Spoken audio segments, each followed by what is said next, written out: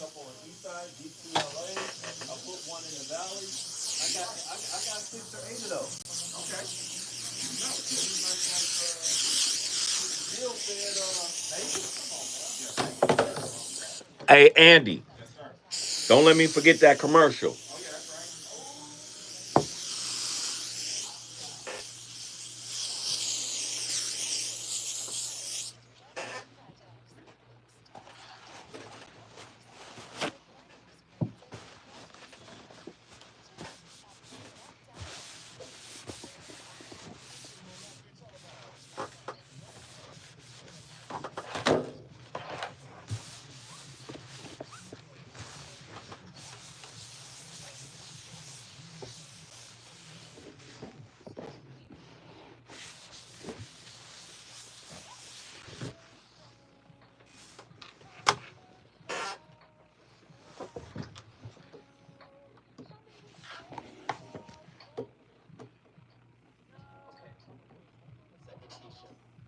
Let me ask Ronald exactly what's going on because What again, up, this is y'all? the tango, and I need to hear his side of the story. So she's driving me insane, got stress heavy on my brain. She keeps playing silly games, and I'm about to bring the pain. We seem to fuss and fight every day and every night. Please give some advice What up? so we can see the light. See the light.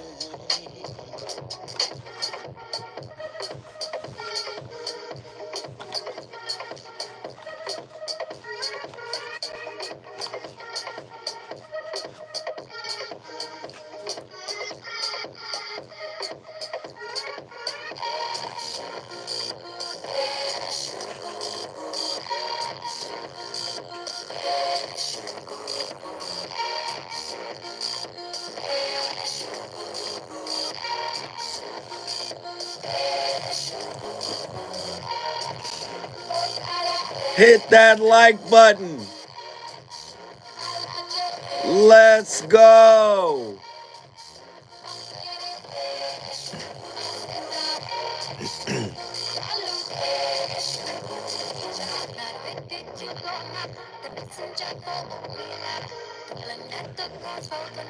Yo, hit that like button.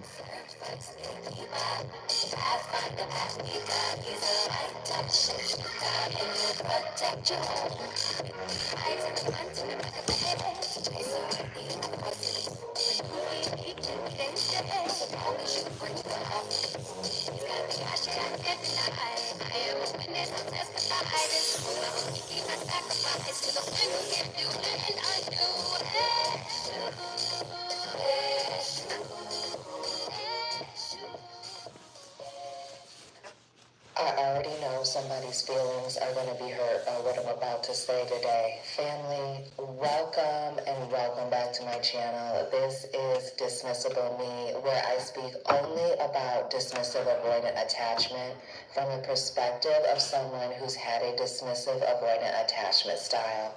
Please like, share, and subscribe for more of my content. Be sure to find me on Instagram. All of my links are down below in the description box. Family, the question is, have I ever, as someone with a dismissive avoidant attachment style, regretted ending a relationship or breaking up with someone?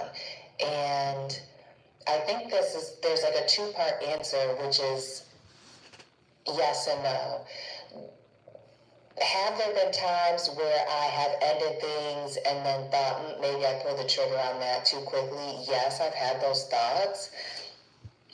But in reality, when I've gone back to look at the relationship or relationships, the reality was I had waited too long to end the relationship. I had let things get too bad to the point where now I feel like I'm doing things hastily because my level of frustration or my threshold for grace is getting lower and lower and just dwindling down to nothing.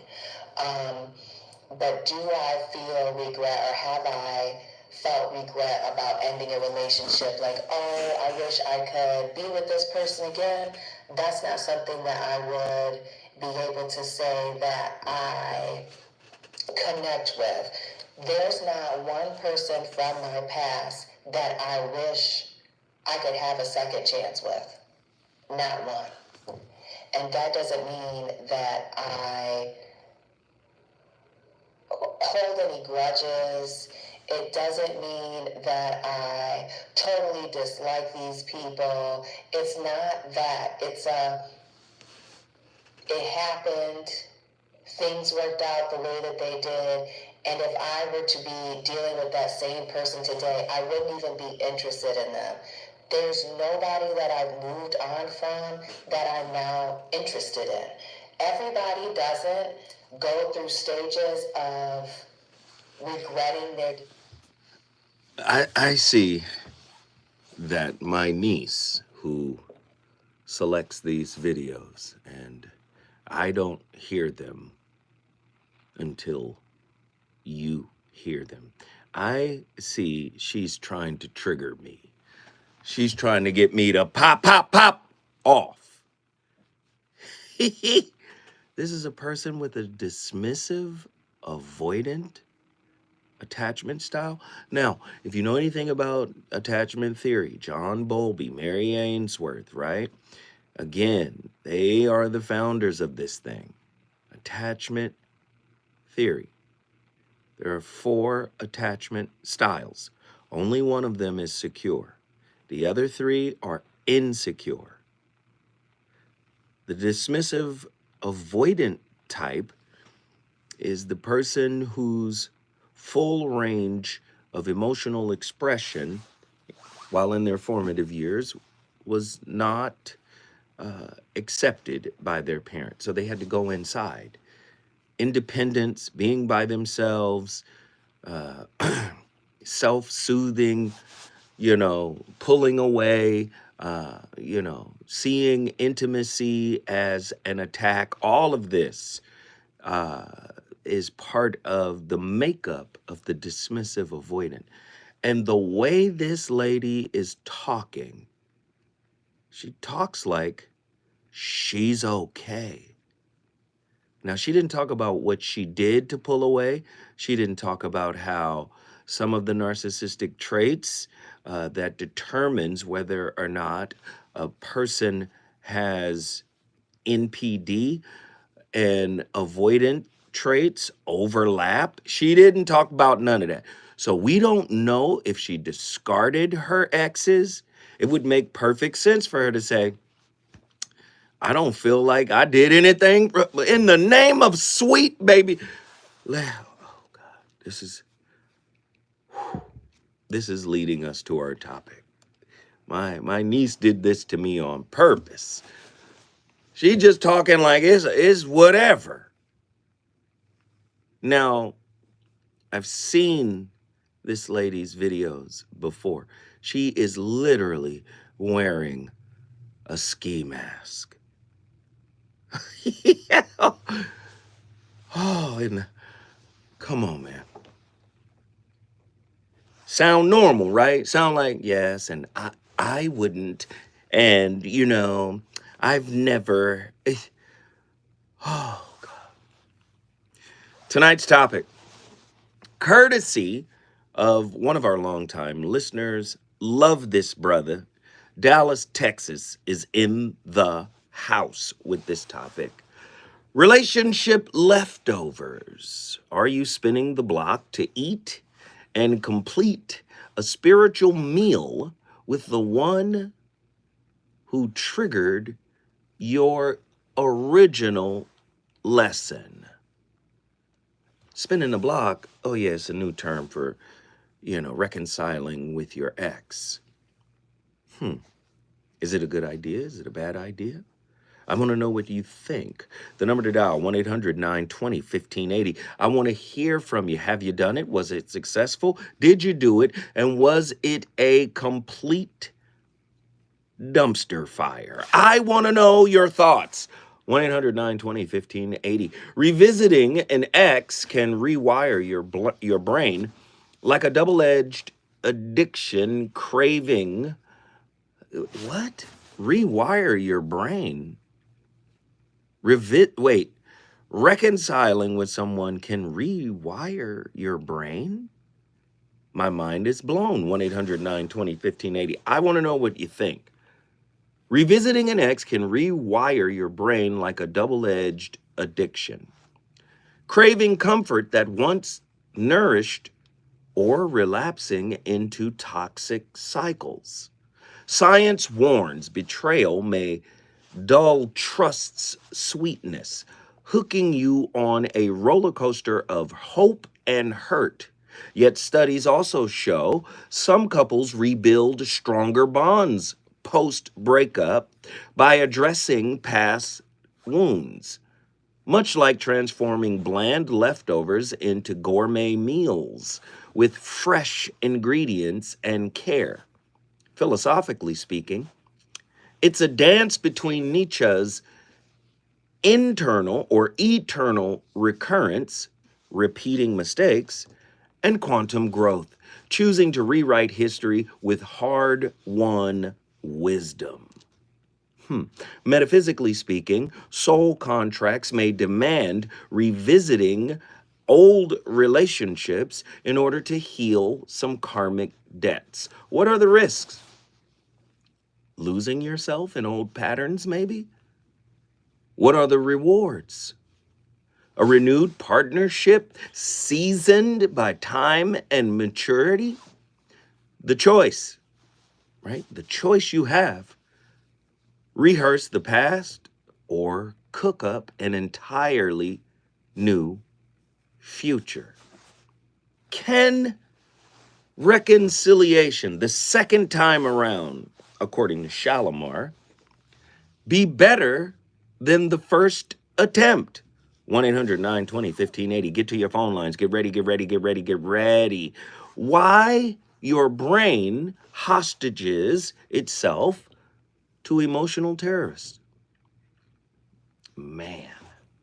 Dopamine pathways that conflate intermittent reinforcement, Skinner, with love during trauma bonding, Patrick Carnes. Fanon's colonized mind applied to attachment.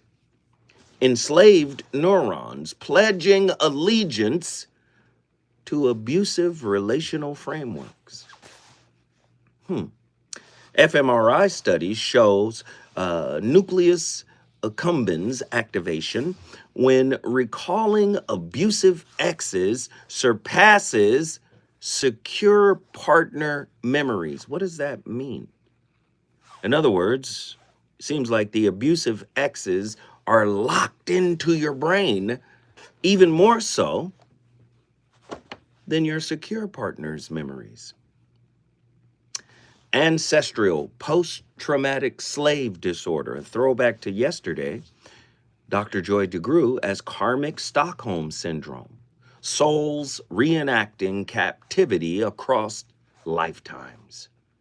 Trust thermodynamics, why broken bonds can't be reheated without entropy. What? You can't reheat that relationship without building in entropy. I beg to differ. It takes individuated people, people who have walked the path of individuation in order to go back to a relationship and make it better than its original iteration, right? Betrayals, irreversible entropy. Once trust is shattered, its particles never fully regenerate, according to Gottman's sliding door theory. Heidegger's broken tools paradox. Repaired trust functions, but still haunts us with its fractured lines. Oxytocin receptor downregulation post-betrayal mimics opioid tolerance, according to Zach's neuroeconomics. Yeah, there's some struggles in getting back with someone. Can they apologize?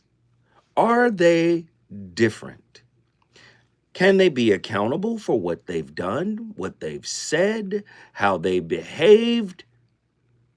And if they can, is that grounds for reconciliation? Maybe if we use a Kabbalistic approach, right?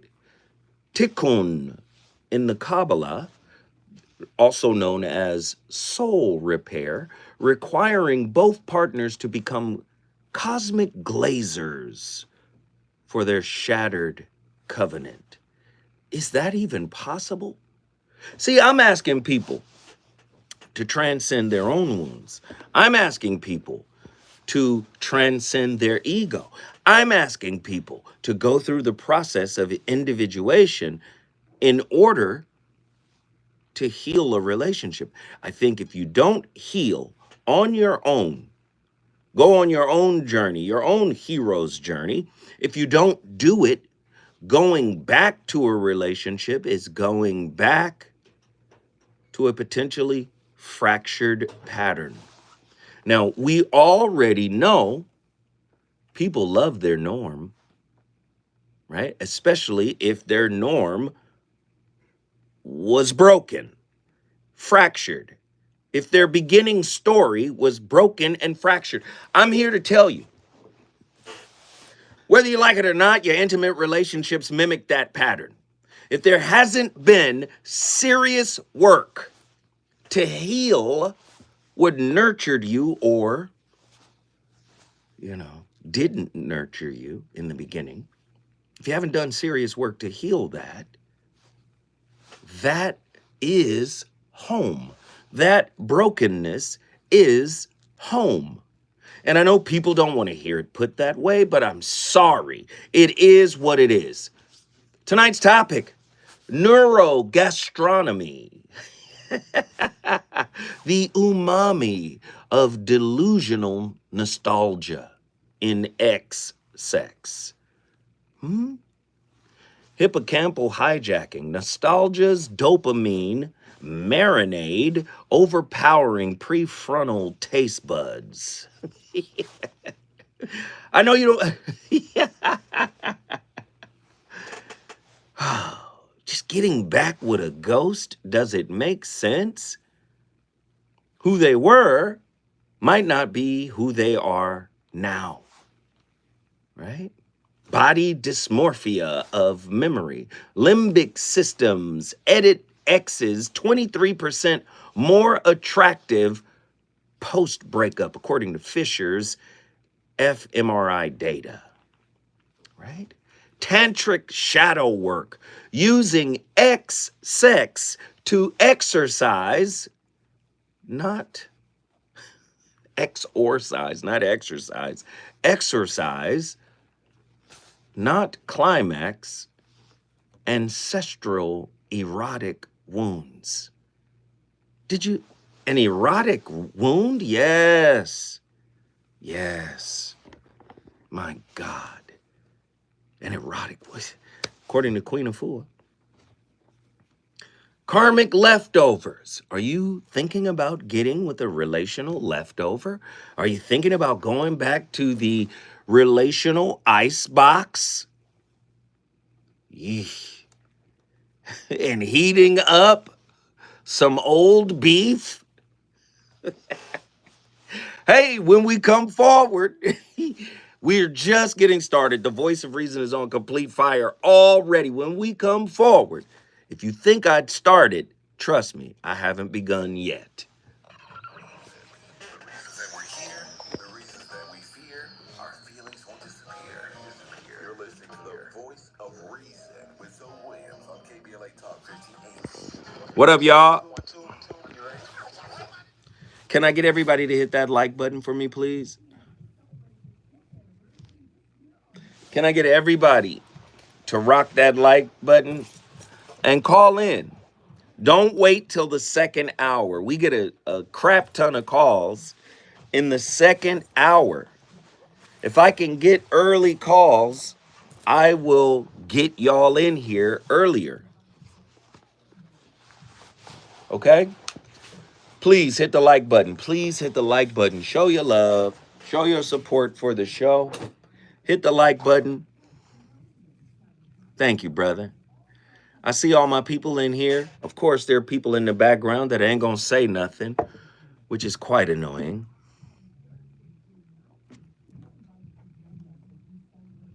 I want you guys to come in here. Call me. 1-800-920-1580. King Joseph, what up?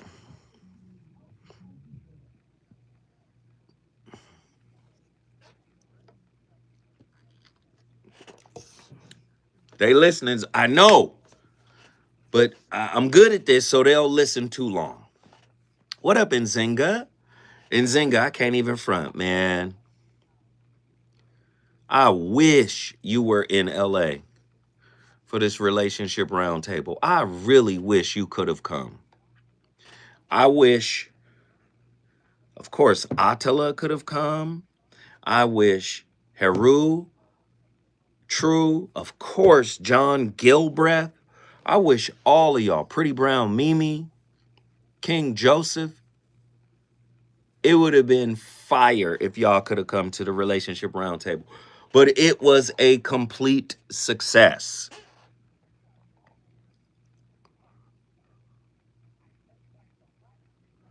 There is nothing back. Stay out of. Ooh, listen. Gemini Solar Flare, what up? King Diamonds. Hey, I appreciate the support. You're the first one to hit that super chat.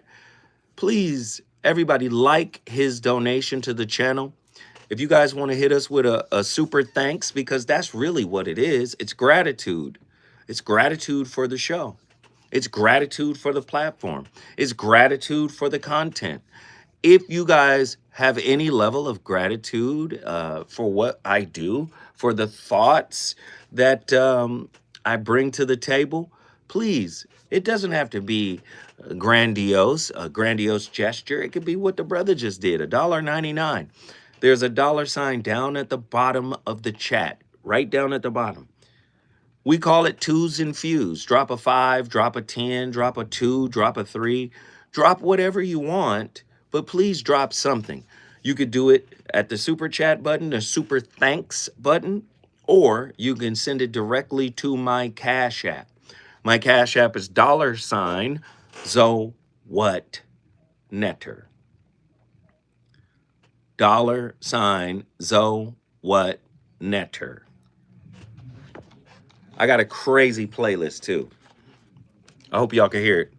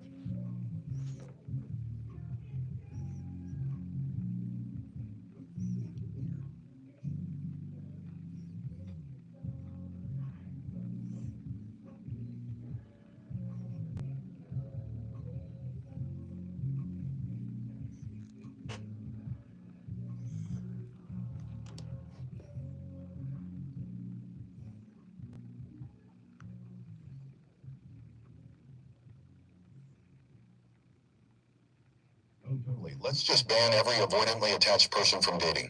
While we're at it, let's exile the anxious folks too. Can't have anyone spiraling after a text delay. And don't even get me started on the disorganized crowd. Straight to the relationship gulag. Look, I get it. Avoidance can leave wreckage. So can anyone who hasn't faced it. But knowingly destroy, come on. That's not accountability. That's mind reading with a side of righteous rage. Most avoidants aren't plotting your emotional downfall. They're just terrified and calling it boundaries. Yes, people need to grow up. They need to take ownership. But saying you're not allowed to love until you're fully healed is like saying you can't go to the gym until you're fit. Dating while wounded isn't the problem. Dating without awareness is. We don't need purity tests. We need emotional responsibility and a user manual for our own patterns. Man, hey, look, little dog man. Man, y'all gotta find this character on Instagram. Dog man be cooking. Do you hear me? Some would say, going back to a now defunct intimate liaison, old relationship, old love is the actual embodiment of what Albert Einstein said in its famous quote. No filter philosophy is what it's called, right? Go online, check it out. Thank you, Andy. And thank you, Nazarene X, for giving us the Einstein quote, the famous Einstein quote. Insanity. Doing the same thing over and over again and expecting a different result. But again, the result is not in the person. The result is the result of the work you have done on yourself. So the result you're looking from them has to come from within. And many people have it in reverse. They think, okay, maybe you learned your lesson, let's get back together. Can't get back together until you transform. Now, this whole week, we've been covering individuation, right? We've been covering this, right?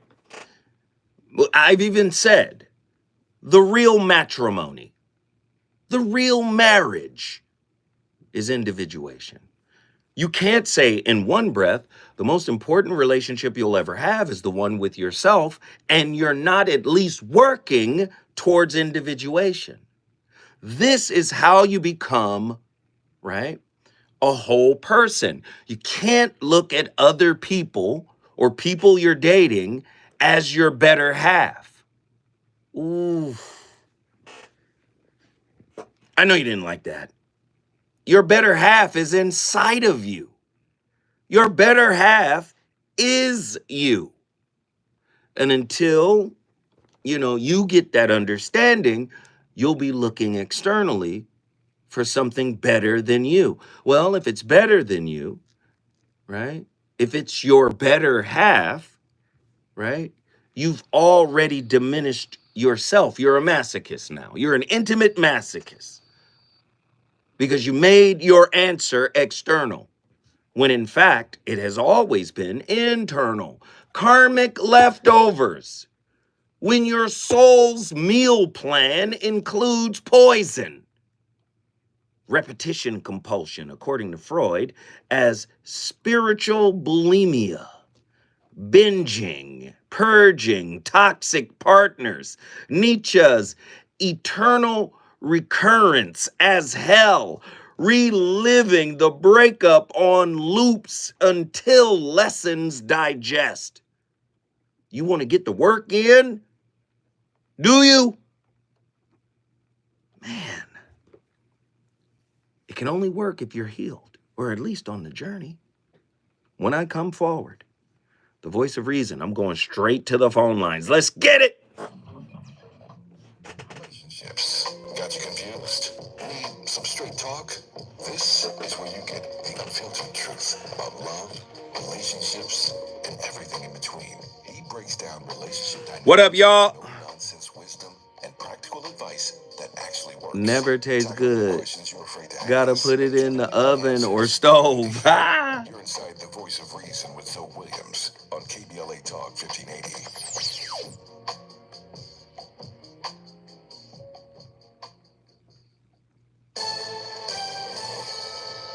I'm Amber Payton with BIN News. Is the setup good? Y'all tell me, is the setup right? Left the Democratic Party and is now independent. What I had decided to do Is the setup on point? Put up a fire emoji if you think so. In her book titled Independent, out October 21st, she details Biden's decision to end his re-election bid. If you think it's right, put up a fire emoji. Fire emojis, let's go. I'm staying on point. We love you. I saw I'm staying on point. Let me tell you something. One of my weaknesses, man, is chocolate women. I'm staying on point is a beautiful chocolate sister. She don't even look like her voice. I'm not saying she got an ugly voice, but I'm staying on point. Y'all remember them Susie Q's? Hostess Susie Q? Y'all remember Hostess? Susie Q? Let me tell you something. They got a new Susie Q. They done took that white filling out and put that mocha cocoa.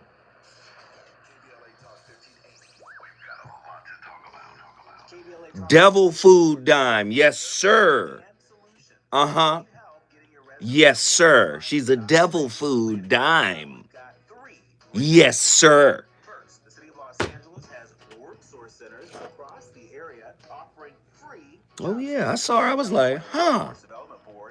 You know, you had that look on your face where you got to pull it together. Oh, it's very nice to meet you. Oh, my God. Yes. So glad you could come out. But the inside face is like, Or for more info, just call California's Help Center or uh-huh. ewdb.ca.gov or call 916. That's the inside face. 1440. For the City of Los Angeles programs, go to ewdd.lacity.gov or call 744 300. All these services. Yeah. Nah, she was gorgeous. I loved it. Hey, y'all showed up and showed out. That's all I care.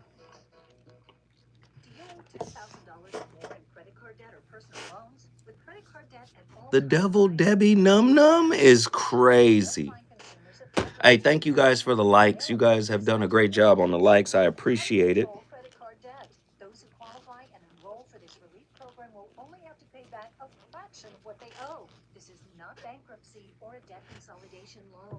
This is a relief program that credit card companies would rather you not know about, as it ends your debt nightmare and saves you lots of money. Ooh, for y'all religious folks. How many times has God circled back for you?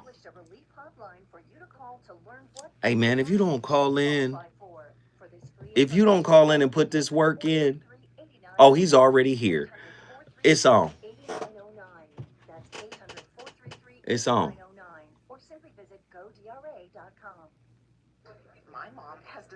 It's on.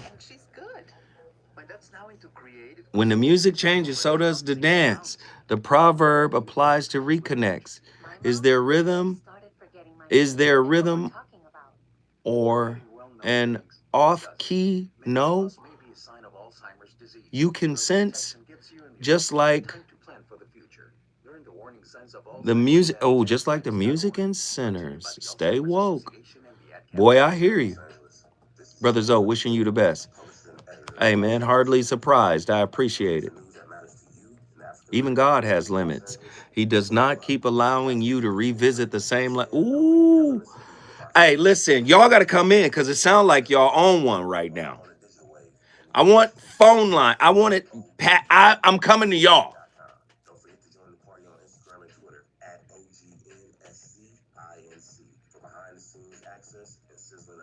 Yeah, y'all in here for real.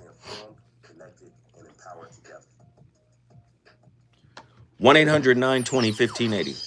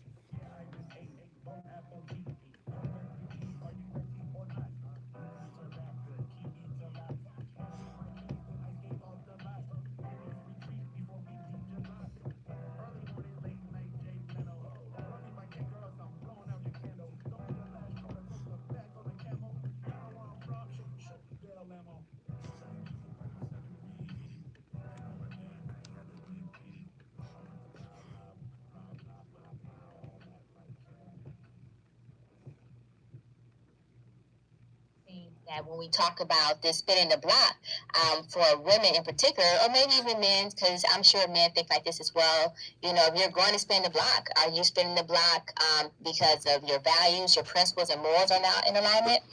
Do you think building that relationship is possible because you've both done the work to heal and move on from whatever was the ill or ailed you in that previous relationship, or any relationships, to be honest? Because let's be honest, we come with trauma nowadays.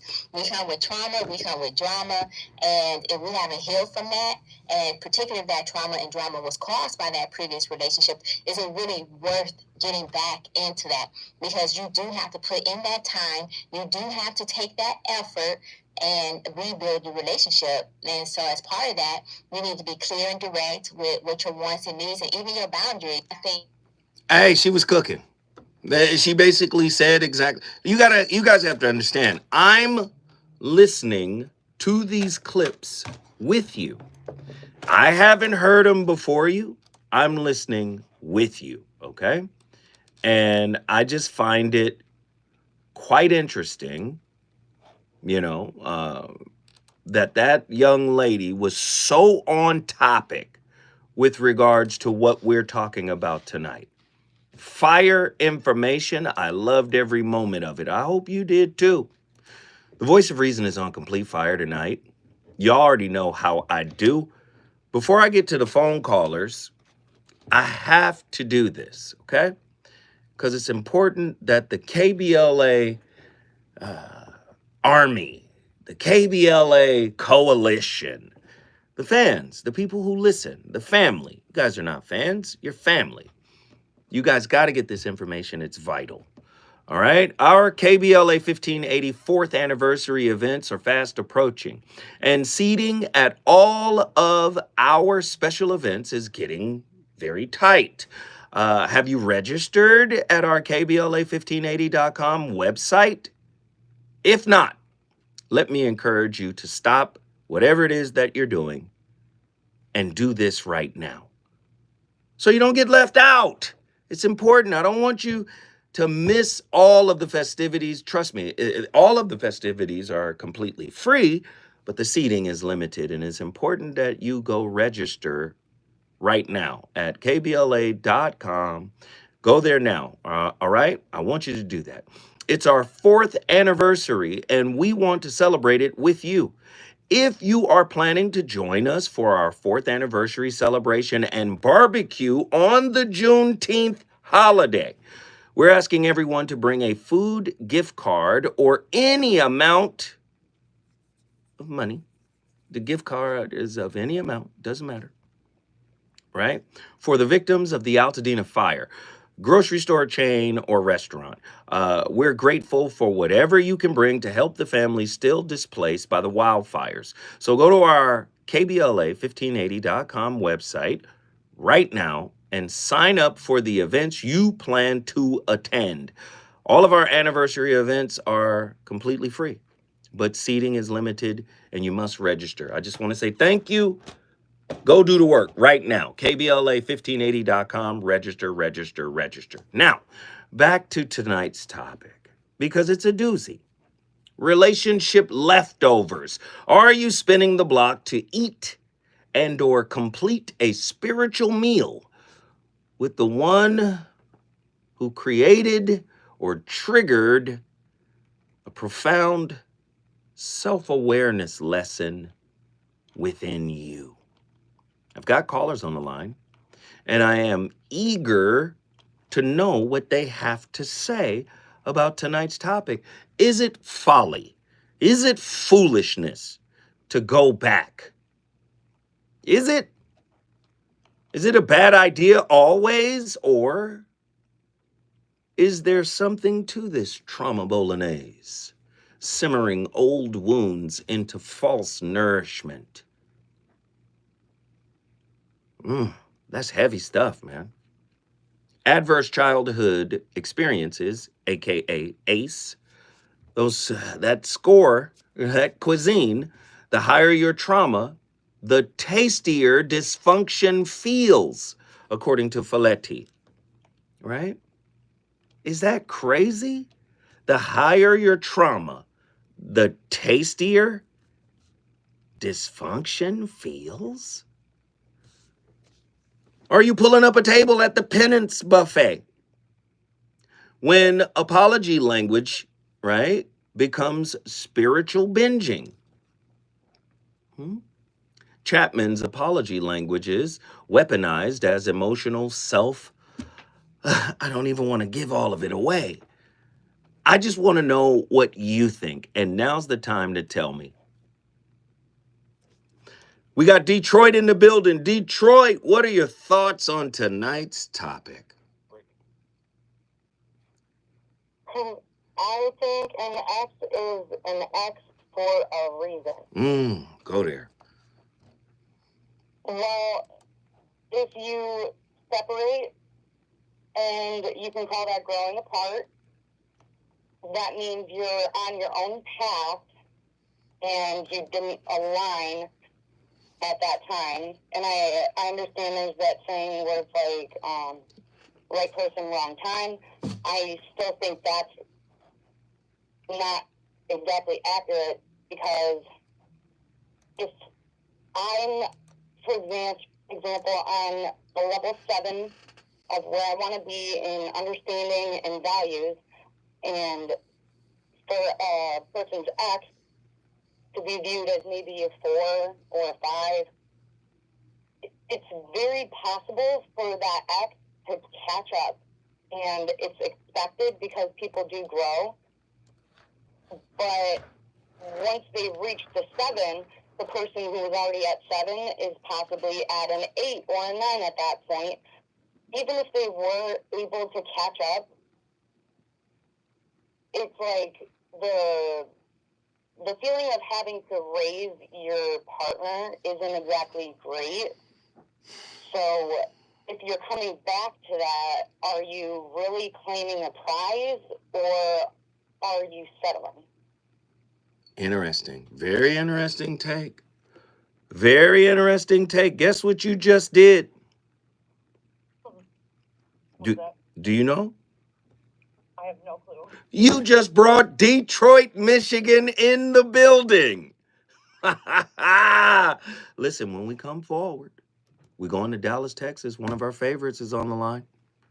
I want to hear their perspective, and I already know they're about to cook. Get ready, get ready, get ready.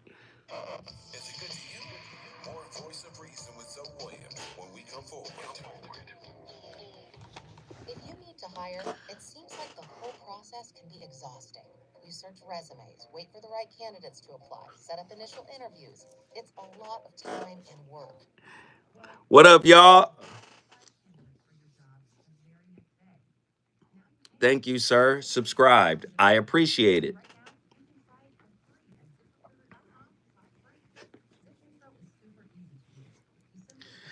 For those who know me, what do you think my response would be to the last caller's sentiments?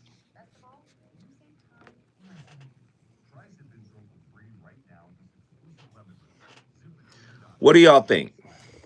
For those who know me, for those who have listened to this show time and time again, what do y'all think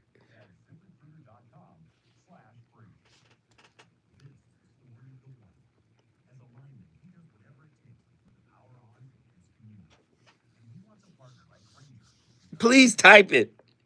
Please. Please type it. I want to know what y'all think I would have said in response. If this was an adversarial type show, no, condense it.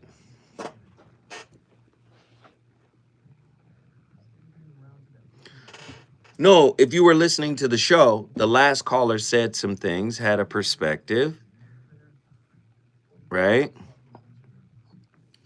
And I allowed it to go. I was not going to interrupt her because this is a safe space and I want people to have their day. You know, you call, you get on the radio. I want you to have your day. Yeah.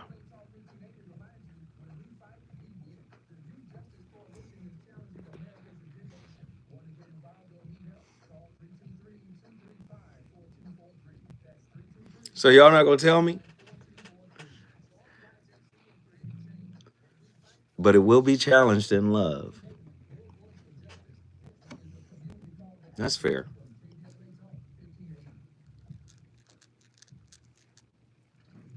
Here we go.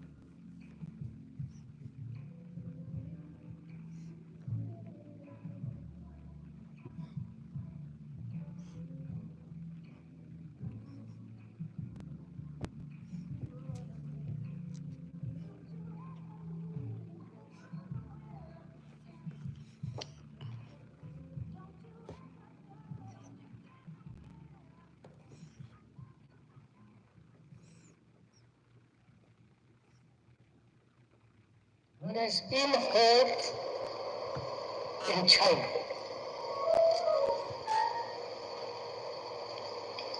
by the parents, by other boys and girls, when he's hurt in school, college, university, when he's hurt. Right? Right?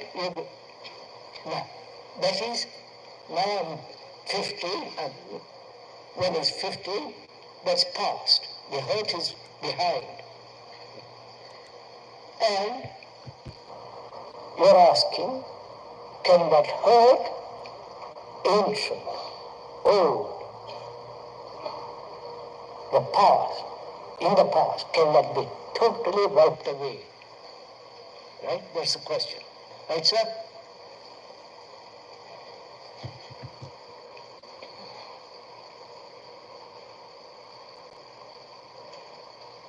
Not through analysis. Right?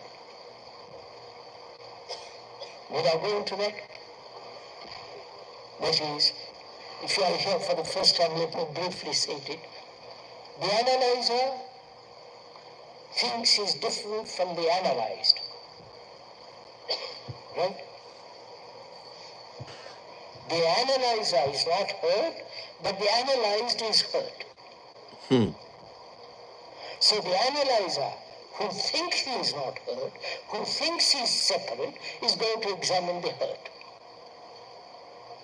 Right? But the analyzer is the hurt, too. Right? So, analysis has very little meaning in freeing the mind from hurt.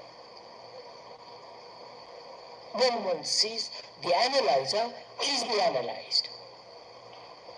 I'm going to, please. So, Oh, Krishnamurti, man. Oh, I love it. I love it. I love it, man. We're on complete fire tonight. We're having a great conversation, right? And of course, I gave you the topic. I can give you another: attachment archaeology, excavating your ex's ruins to build a new self, to build a new self, right? Earned secure attachment, according to Siegel, as rebuilding atop An ex's emotional debris, right?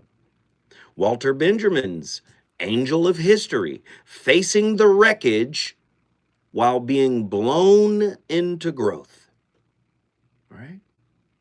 Reprocessing ex trauma as cognitive dig sites.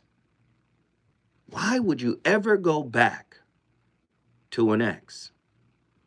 We played a clip earlier where the young lady made it very clear. The only way it would be remotely possible is if you had two individuated people, people who have healed or gotten on. I don't like saying healed because I know healing is a process. There's no ED, it's ING, right? But I'm very interested to know your thoughts, right? This is going to be good. One of my favorites is on the line right now. Truemonger, Dallas, Texas. What are your thoughts on tonight's topic, my friend? You were saying some very powerful things in the chat, and I would love for you to kind of recap some of those. Man, I really know people will be closed-minded about even going back there because of what they may have experienced. But I think it's all relative to the people who are involved. Whether they put in their self-worth, whether however they broke up is however they broke up, whatever the reasons are the reasons, right?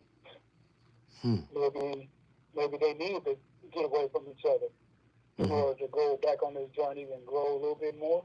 And if it organically circles back around, they may mesh better now than they did then. But too often, people are just closed-minded to the idea of it to even try.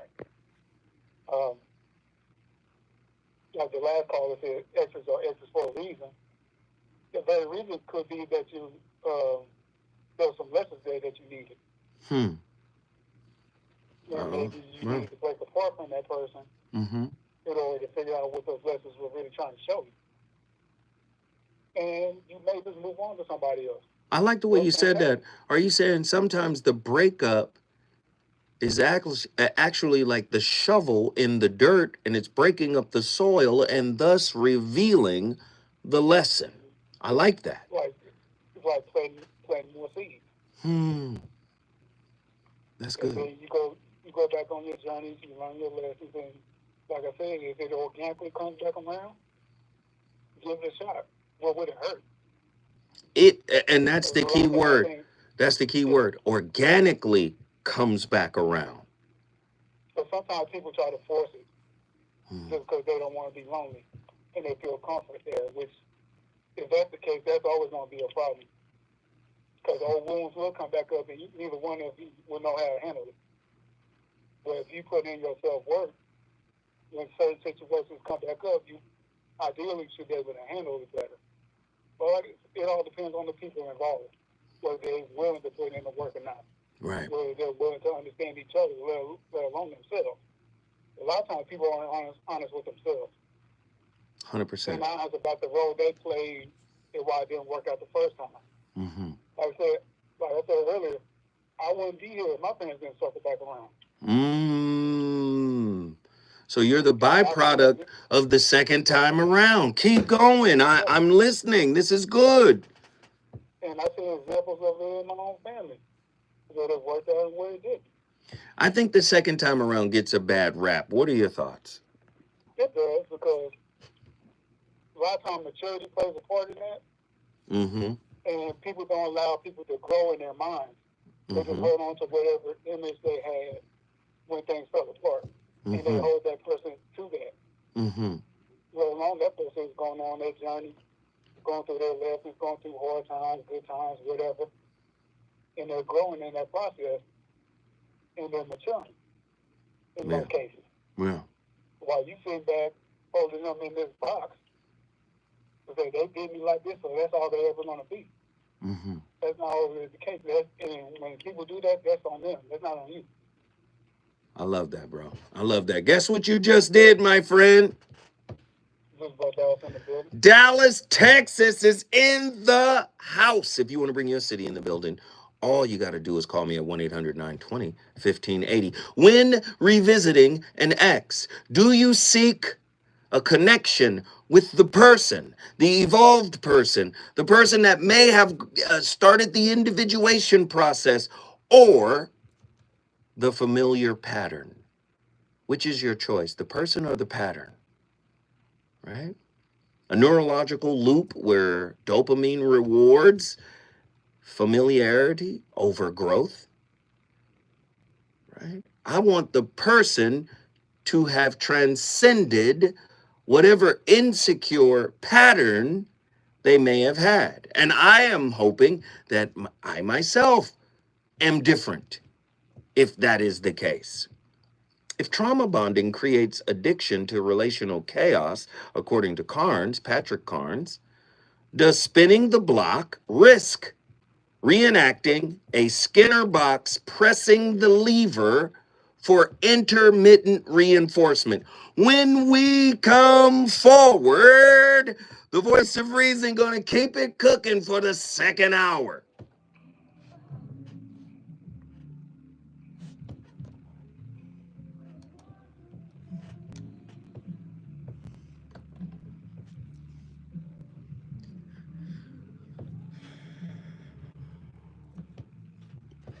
No, the reason why I was asking you guys, because I was asking you guys, what did you think of my thoughts on the previous caller? Not to disparage her comments, right? Not to disrespect her comments. It's just that I pick and choose when I'm going to engage. Like, for instance, Truemonger was saying things that were sparking things, and I was like, right, let's go there. Let me ask True this question. The other person, Detroit, B from Detroit, the other persons, right, that call, it sparked something too. And it wasn't negative, right? The thought for me was, you're at a 7, they're at a 4. We don't attract people that are lower than us or higher than us. We typically attract people that are relatively at the same level. So if you have the mindset of, I can't raise you, I'm better than you, first off, to me, that's a red flag. That's pretty much saying either you're a rescuer, you date projects. Do you see what I'm saying? And I didn't want to go that far into it. Not that it wouldn't have been good for the show, but this was that person's first time calling in. So I wanted them to be able to get, whatever it was off their chest without feeling, because I understand when people give you a counter to your thought, sometimes people take that as an attack. And I didn't want it to be perceived as an attack. So I wanted the young lady to be able to speak freely and get it all off her chest. That was her first time. Maybe she comes back. Maybe she listens more, and then she gets a better understanding. Because many of you guys, that's why I asked, what do you think my response would be? Because many of you guys have been here for 3 years now. So you've heard me talk about Benjamin Carney out of UCLA. Benjamin Carney says we never date people that are lower than us, above us. We date people at our level. Now, he's a relationship scientist. He's speaking based on results he's gotten from actual science experiments around relationships. So guess what? If you think you're higher than someone, it's that thought that's connected to something in you, some type of wound in you, right? That vibrates at the same level of the person you attracted to you. That's why they're there. That's how they could get in. Do you see what I'm saying? Hey, C-Bro Cortex, thank you. Thank you. You've supported. Thank you, brother. I appreciate it. But do you understand what I'm saying? And I didn't want to attack her or make her feel like she was being attacked. I wanted her to be able to say what she needed to say. Has your soulmate become your soulmate? Does black love still exist? What are your bedroom turn-ons? Fantasies and fetishes. Financial infidelity. I'm dating a fat person.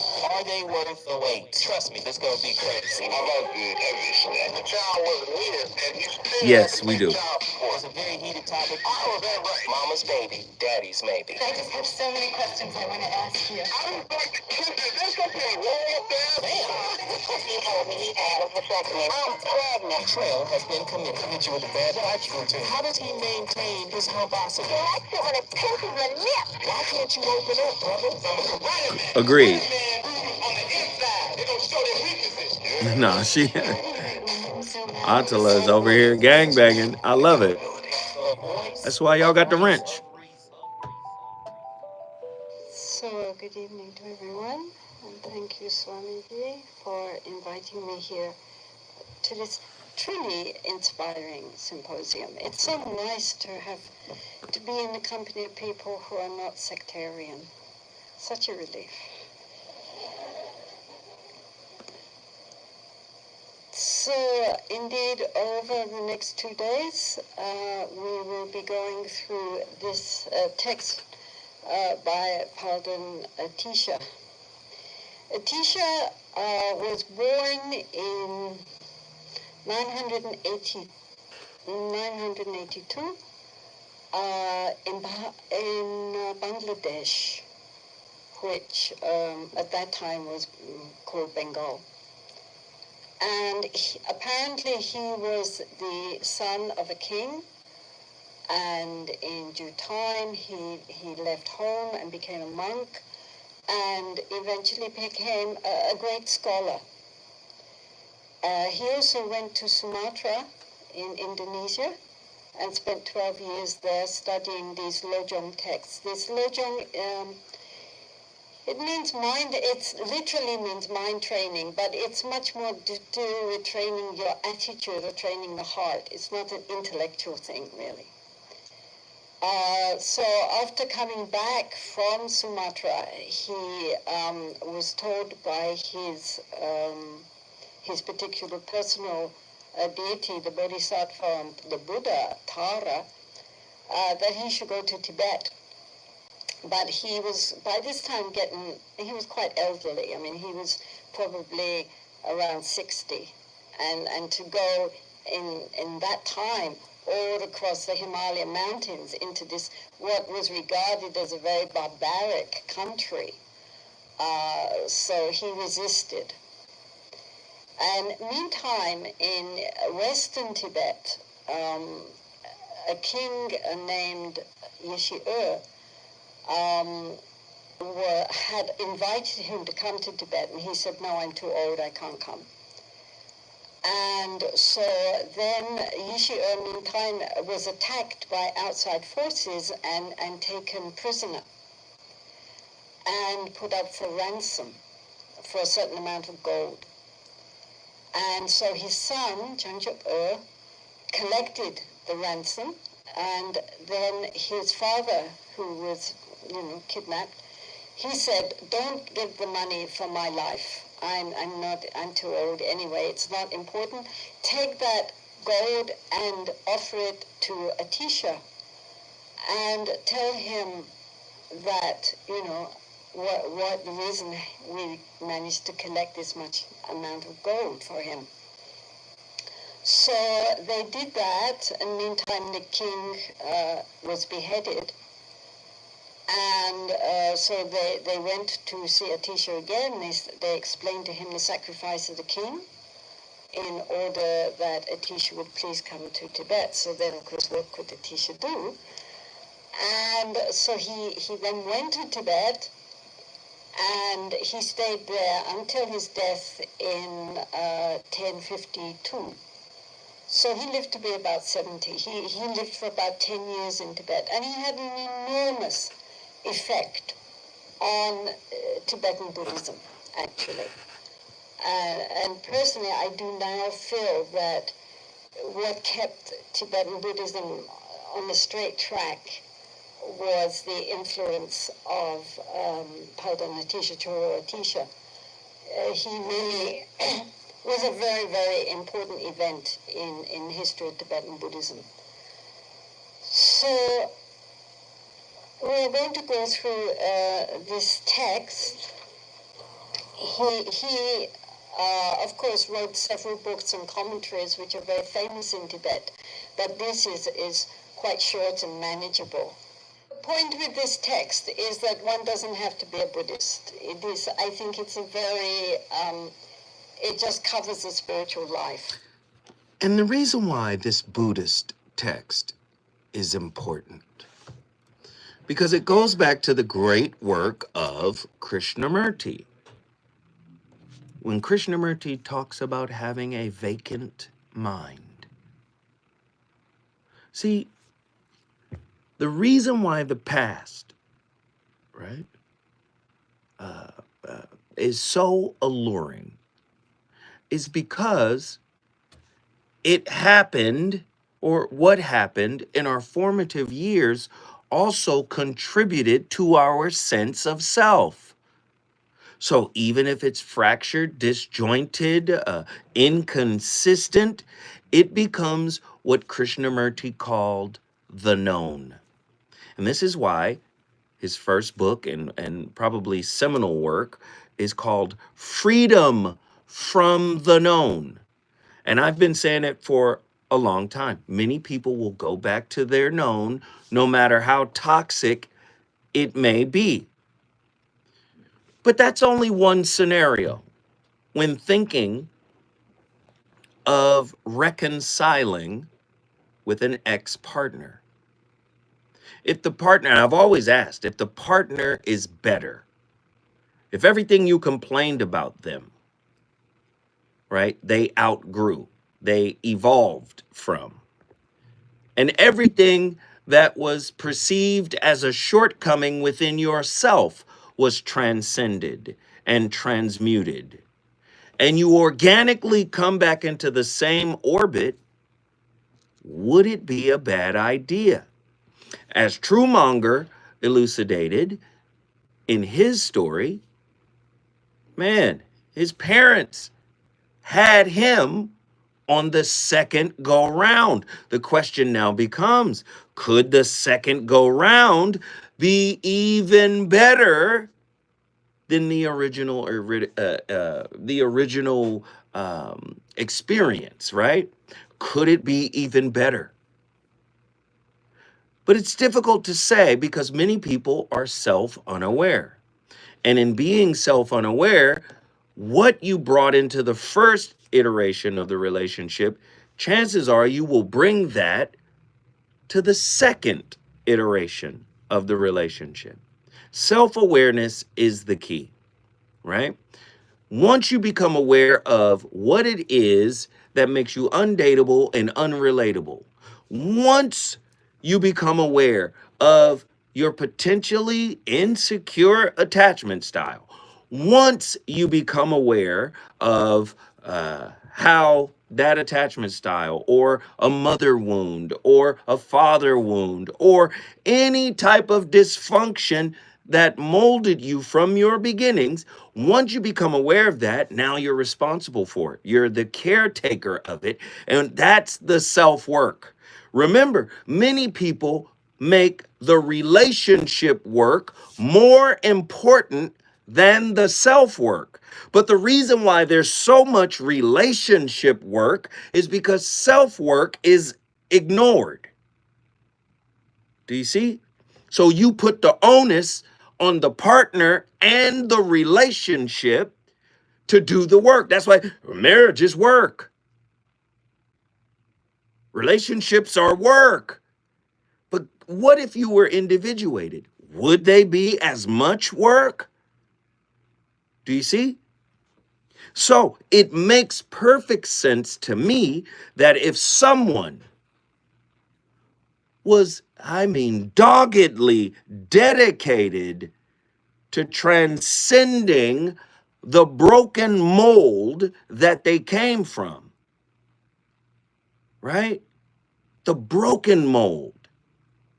This goes back to my relationship dismount book when we talk about the practice of kintsugi or kintsukuroi, golden joinery.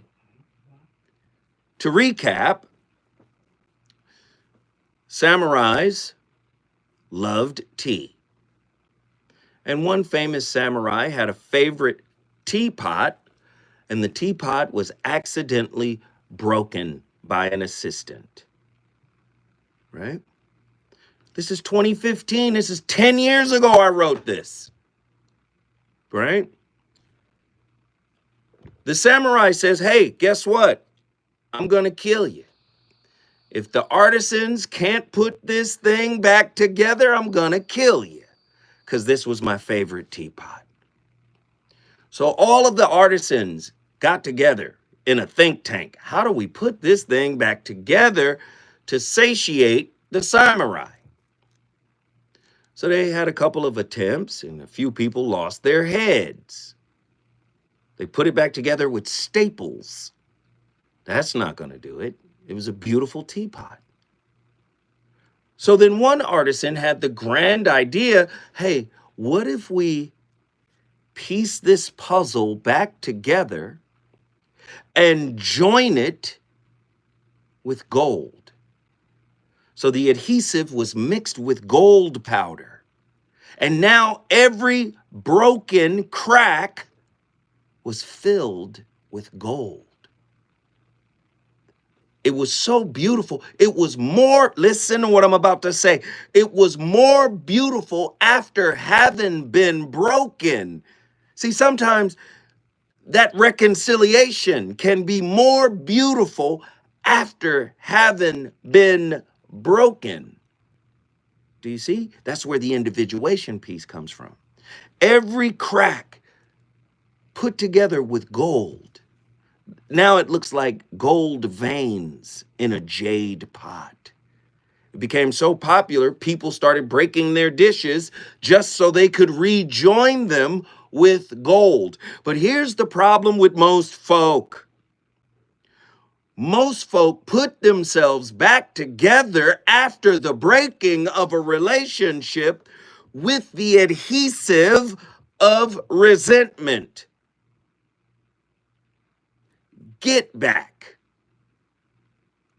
Right? Anger, despondency. Right? Insecurity, all of it. What are you rejoining your brokenness with? The gold lacquer or the gold adhesive of self-forgiveness? The gold adhesive of self-acceptance? The gold adhesive of self-awareness? The gold adhesive of accountability? What are you putting your broken pieces back together with? This is why it is very difficult, right, to rehash a relationship as the same person who broke the relationship. Do you see? Do you hear me? Is it resonating? 1-800-920-1580. Get to your phone lines. Get ready, get ready, get ready, get ready, get ready. How might anxious, preoccupied attachment to an ex mirror the Stockholm synapses of systemic oppression, where loyalty to captors, past hurts, feels safer than freedom?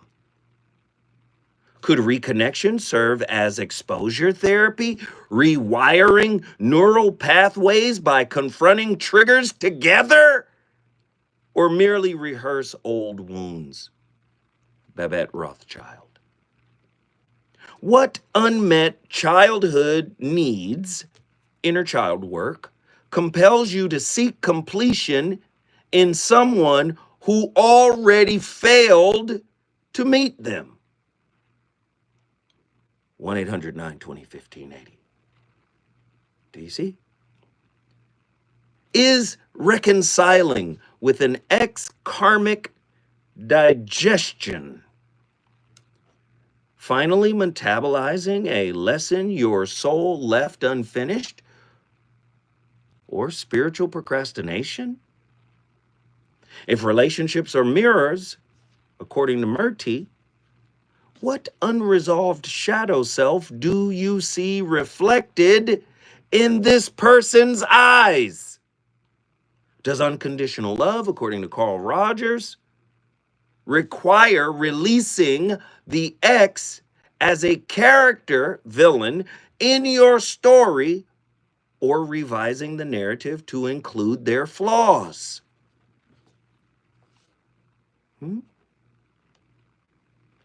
Can erotic bonds become ancestral offerings, transmuting shared pain into generational wisdom, according to Queen of Four? Do you see where I'm going? We don't think enough about our relationships. We just think it was cool. There was parts of it that was cooler than the parts that wasn't cool. Let's get on with each other again. No. Who have you become in my absence? Do you see? It's not even a conversation. If you don't come back off of the hero's journey, transformed.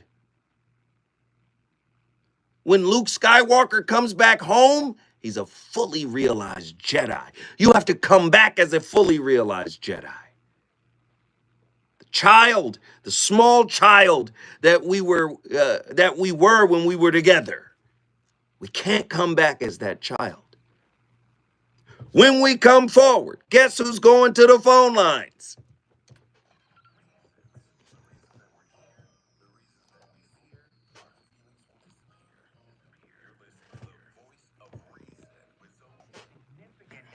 Hey, listen, over the last 2 shows, the only person to send me a Cash App is my brother, Reverend L. Ratchet. And I just want to say thank you, brother. Thank you for the Cash App. I greatly appreciate your sacrifice, because every little bit is a sacrifice. Cbro has been in here. Cbro Cortex has been in here. But I just checked the Cash Apps, and Reverend L. Ratchet, over the last couple of shows, has dropped off 3 Cash Apps. I am sorry I didn't acknowledge you yesterday, good brother, but thank you. Please call in. Is this resonating? Does this make sense? Are you understanding what I'm saying? There are people in the chat that don't talk. There are people in the chat that don't communicate, but they're in here all the time. I could tell by the numbers. They're in here. All I'm asking you is say something. Good vibes, and in the 100. Much respect.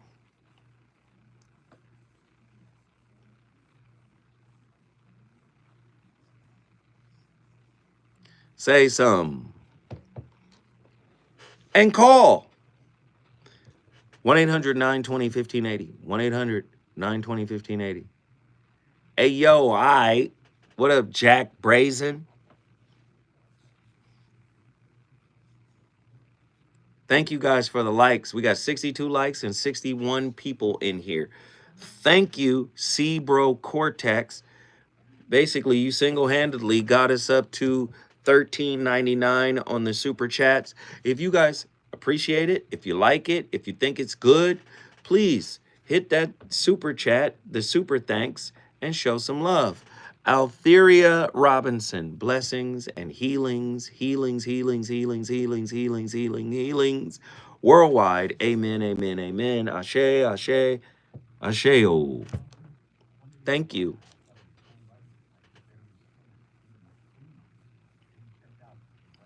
Thank you. Thank you.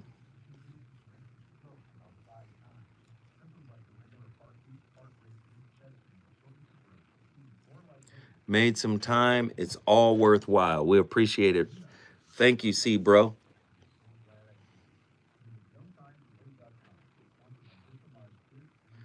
And like I said, don't be afraid to call in, please.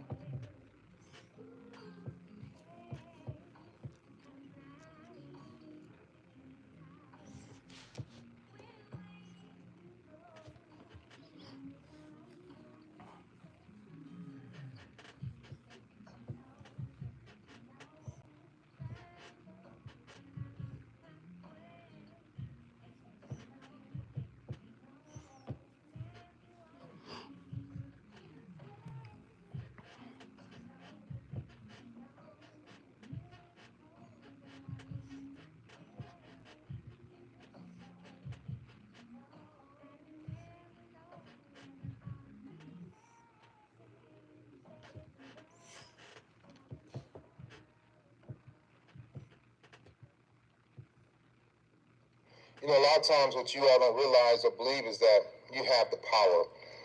Every woman I ever dated had the power over me in a good way. But I feared that she had it over me because I felt like I was weak. Instead of being a good partner, I was a bad person.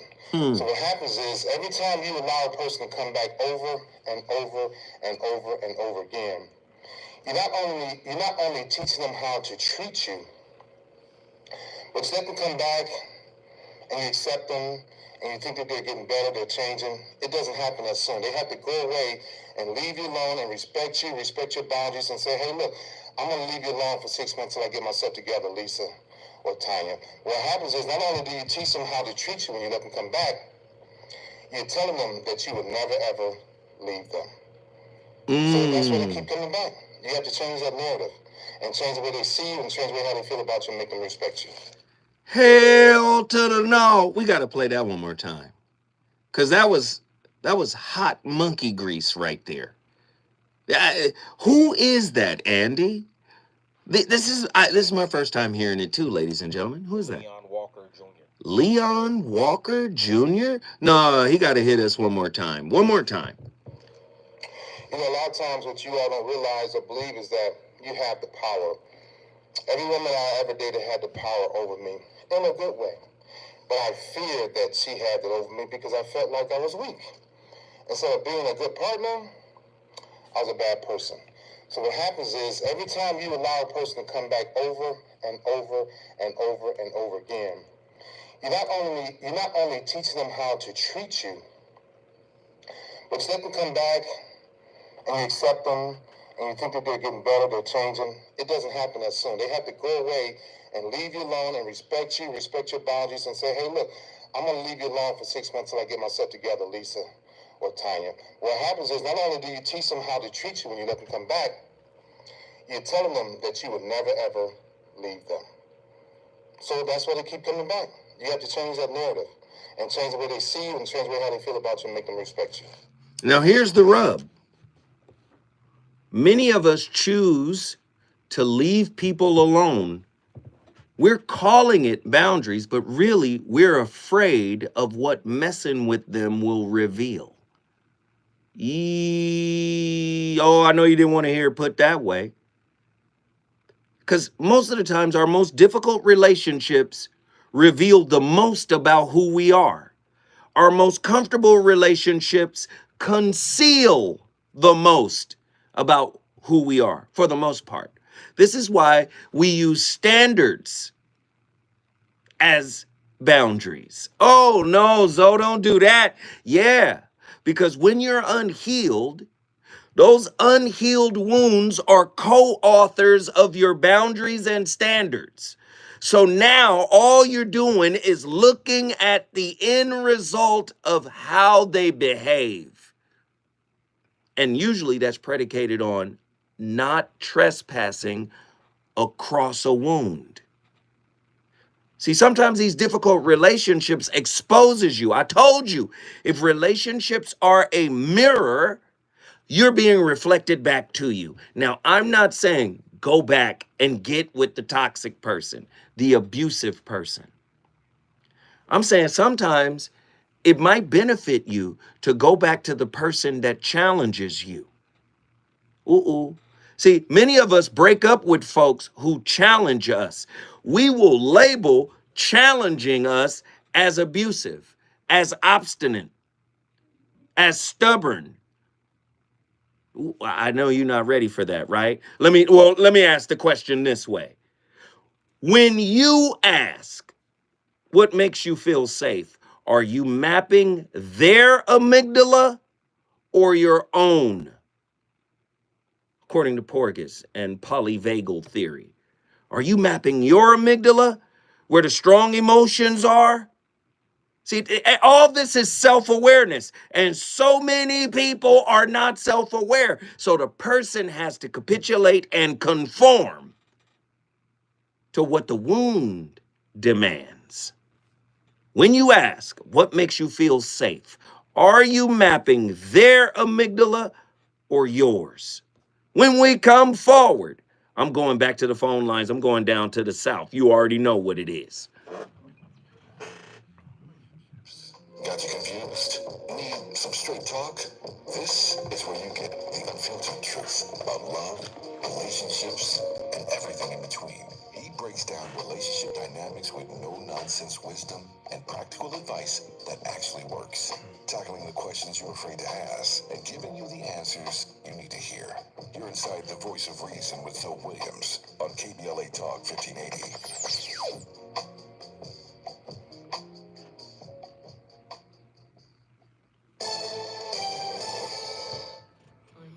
Is it right? Am I right tonight? I'm not right as in being right. I'm saying, is the show right? So how about them Knicks? That's funny. It's good. Like I'm a father of one and a stepfather of two. I see you, see, bro. Free throw line, slam, dunk. Bella. Ciao, Bella. It's spooky on point for me. Countess. You're right. Show right. OKC and 4. It's Zinga crazy. D. Marie, what up? I hope it's resonating.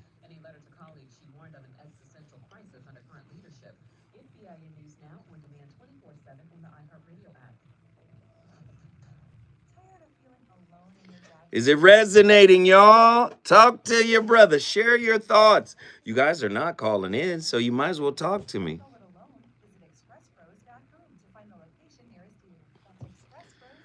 Andy, when am I supposed to record the commercial? Yeah.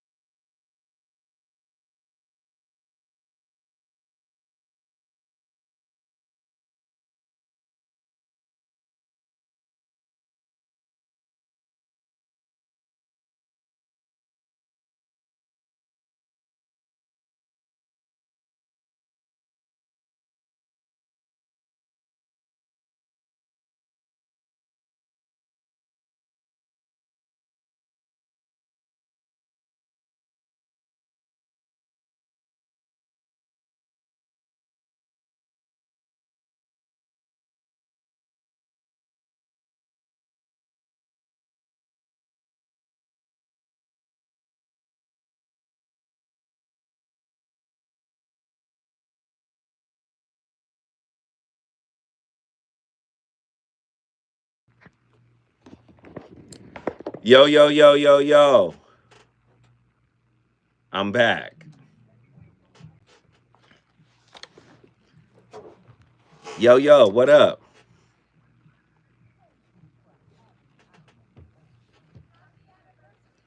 So we can't hear all your spots no more. Leans head to the side. That's fine. We get you now.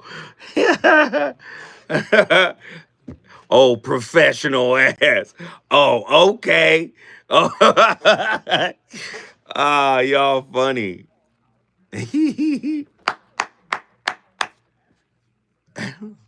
want y'all to be surprised. Damn. When they chop it up, put the music in it, I want y'all to be surprised. With all your degrees and shit.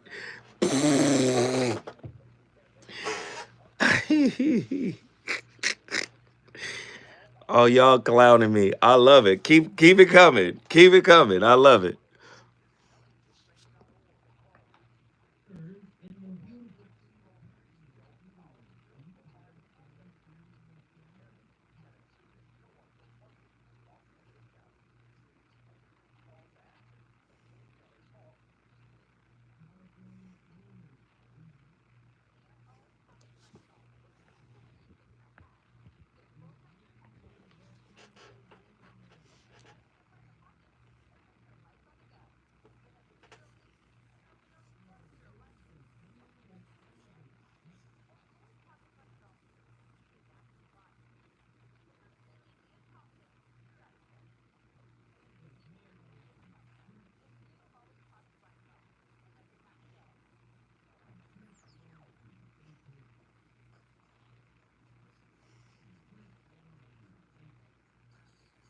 Here we go.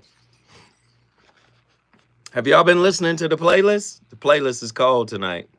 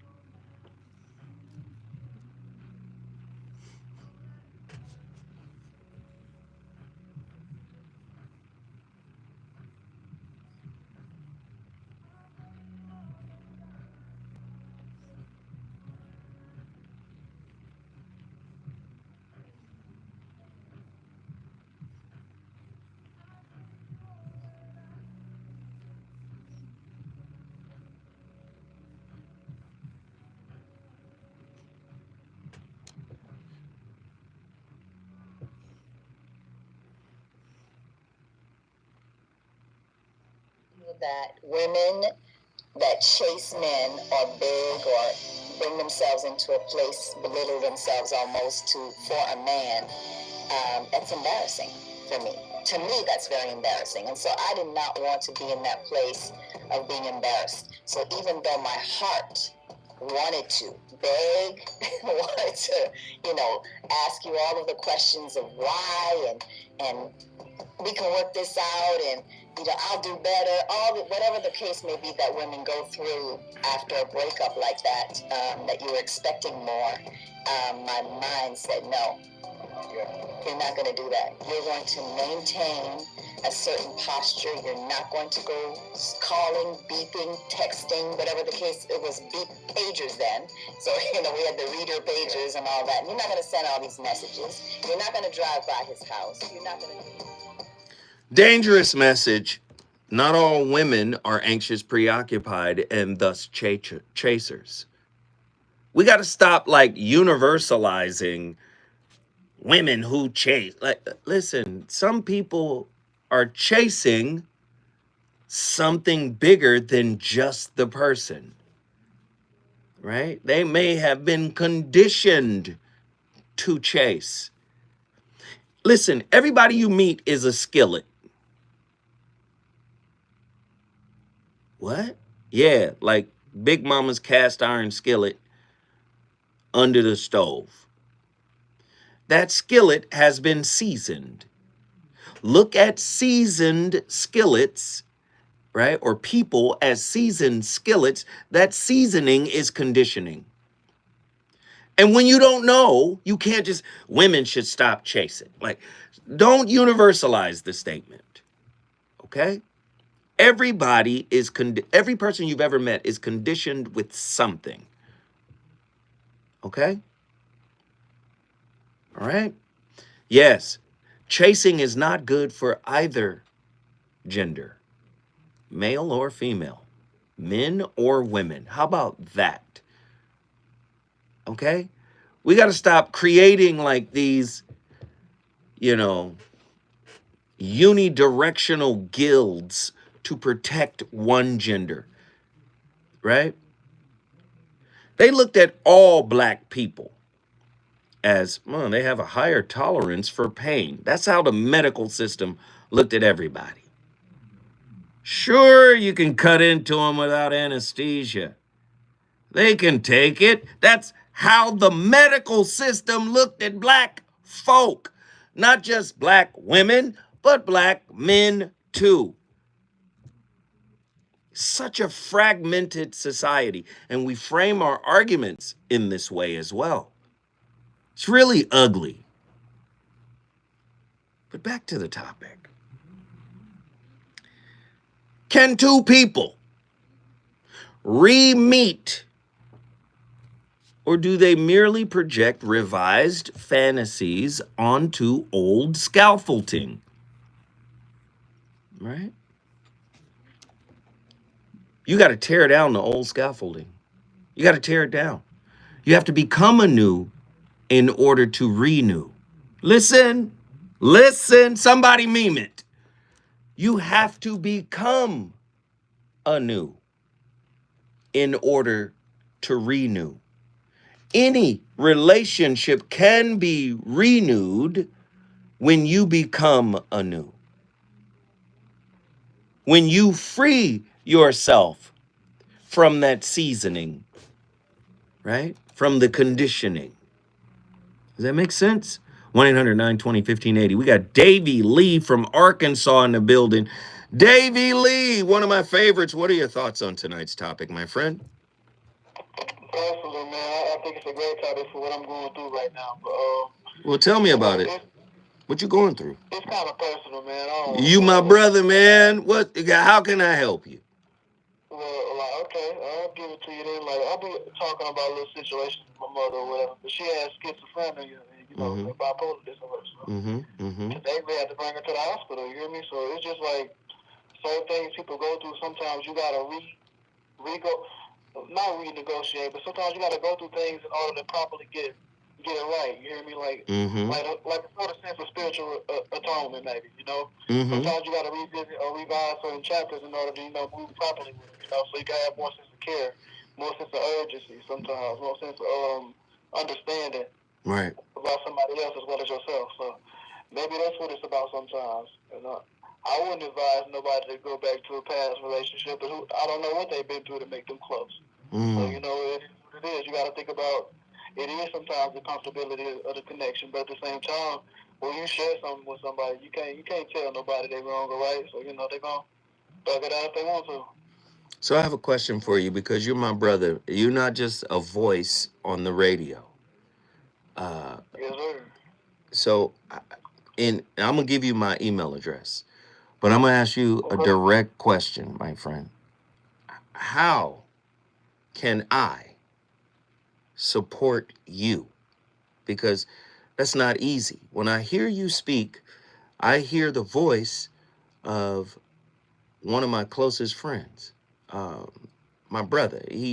We've been best friends since we were 12, and he is caretaking his mother, has been for the past 10, 11, 12 years. He did the same for his father, and she has dementia, and she just turned 99 years old, right? That's a blessing. And I'm in support of my brother. I check on him every day because he doesn't have a lot of support, you know.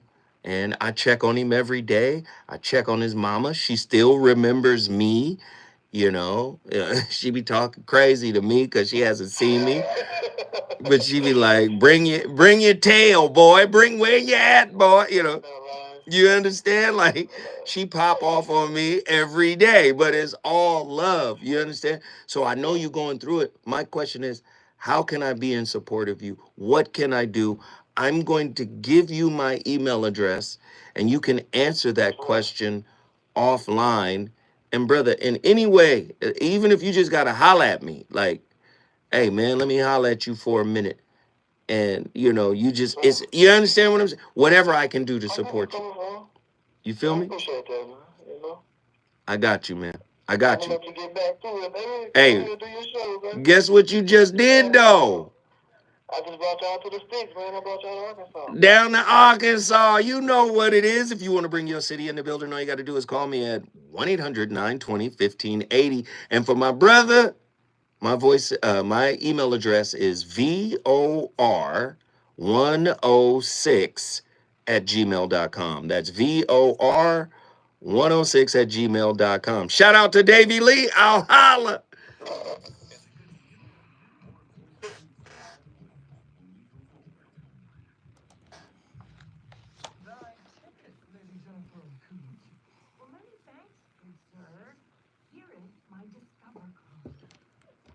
Davey Lee, we love you, bro. Man, Lloyd Hinton, thank you, brother. Thank you. Thank you. Thank you. Man, it was so great to meet you, man. Thank you for the Cash App, brother.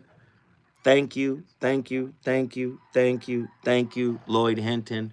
I'm just so happy that you came all the way to LA, brother. Thank you for the Cash App. And then also, another chocolate, gorgeous, beautiful woman with a sweet heart to match, a kind soul to match. And I'm telling you right now, the spicy peach preserves is bananas. And I'm stupid. I done made a peanut butter and spicy peach preserve sandwich.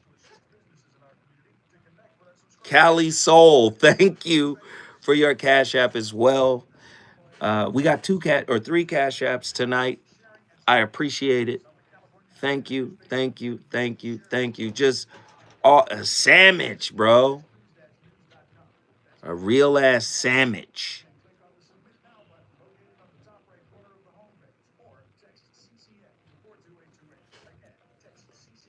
No, I love sisters in general.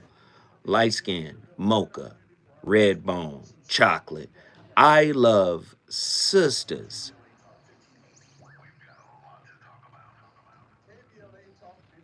Lum lum lum lum lum. Yeah.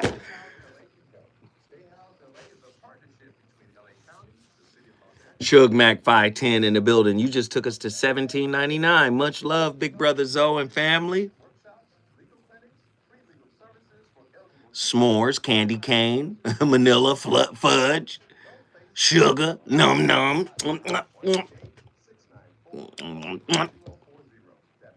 Bring your little Sandy Brown ass over. Come here, girl. Yeah. Huh?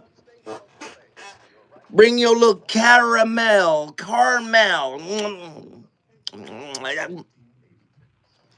Shit. You crazy? Sisters.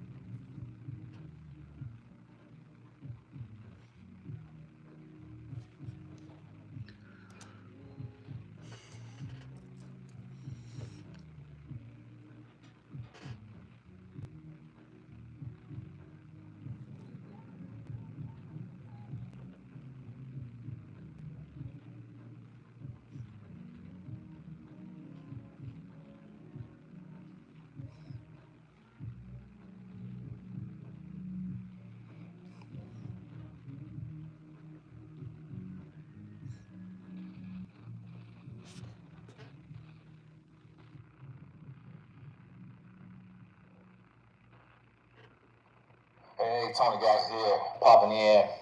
Won't be long before you tonight. Lord willing, cause my food on the way. I have not eaten for quite a few hours. So just checking in tonight. Just got home from soccer practice, okay?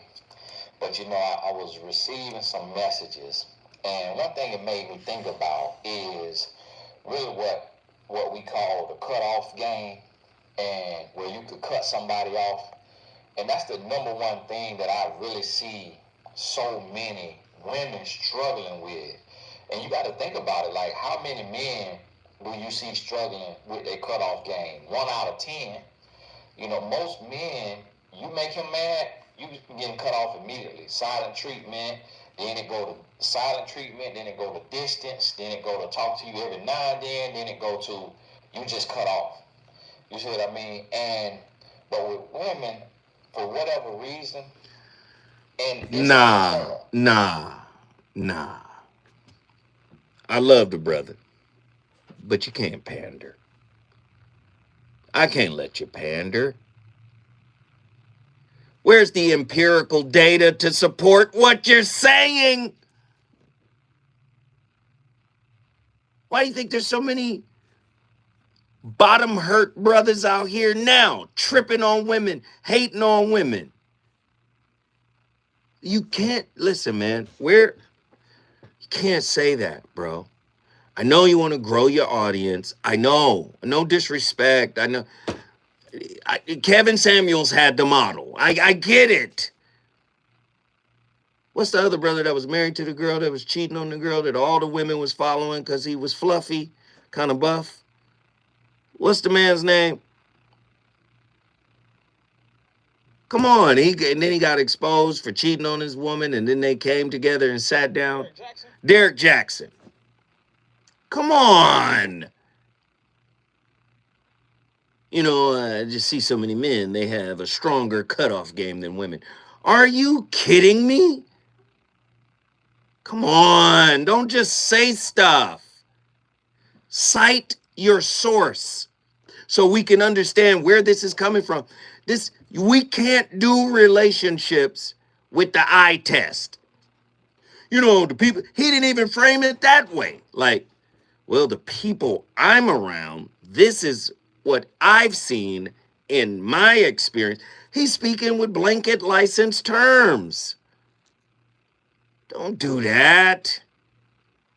Come on. Toxicity doesn't have a preferred gender. Okay? Goodness gracious. Ooh, there go my niece, man. She be setting booby traps throughout the show because she knows once I hear it, I'ma pop off. Can't speak in absolutes, man. And I'm not saying there isn't a modicum of truth in what he's saying. Right? There's a little bit of something in there, but yo, bruh, you know, I'm going to say women don't have as strong a cutoff game. Now, my experience might be totally different from his, right? And I'm pretty sure that it is. And I could say, well, from the women I've seen, their cutoff game is lethal,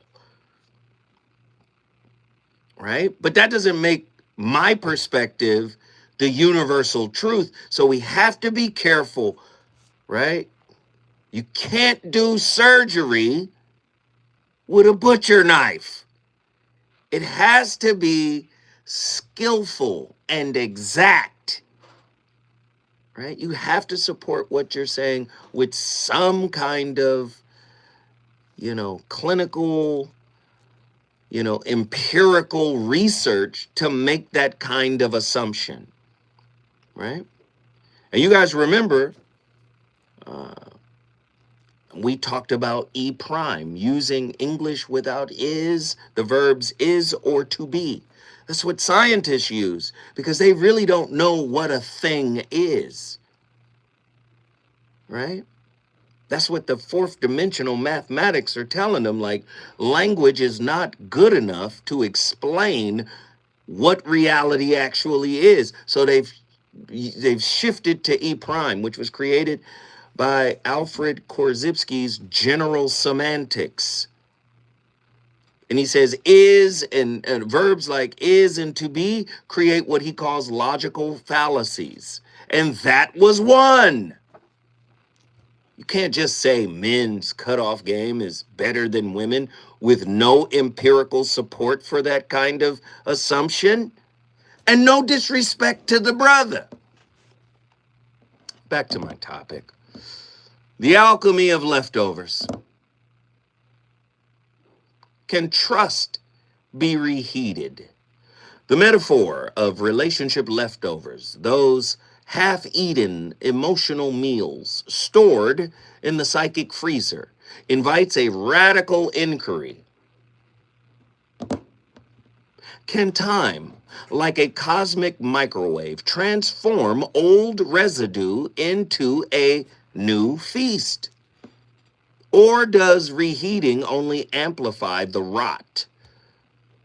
The answer lies not in the dish itself, but in the chef's willingness to respice reality. The thermodynamics of trust, once fractured, behaves like congealed fat, solidifying into crystalline structures that resist reliquefaction. Neuroscience reveals that betrayal etches itself into the insula, the brain's disgust center, right? Turning once comforting memories into biohazards.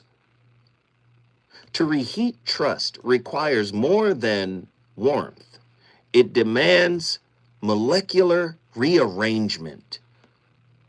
The Gottman Institute's trust metric shows that rebuilding requires a 5-to-1 ratio of repair attempts to injuries. Do you see?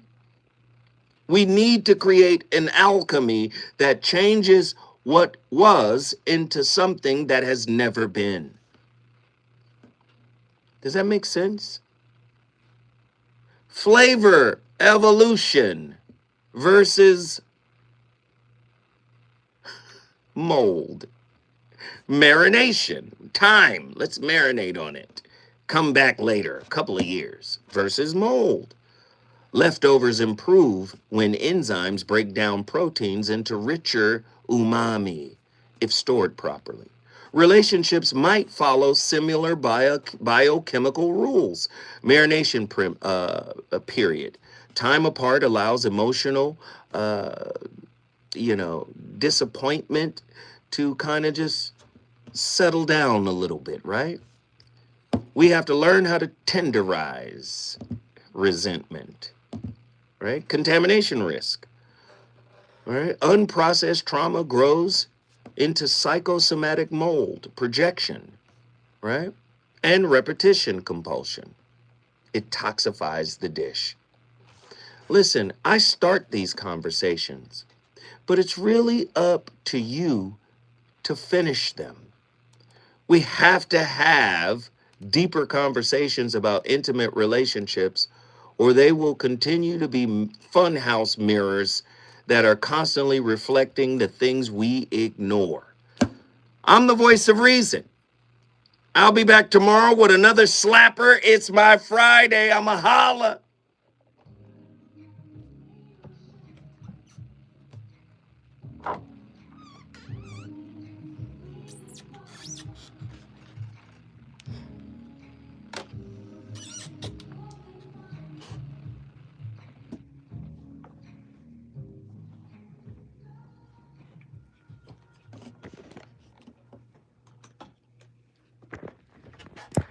Great show. Love y'all. Love y'all. Great show. Great show. Appreciate y'all. Love. Thank you for everybody that supported. Thank you. Good night. Think about what we talked about today.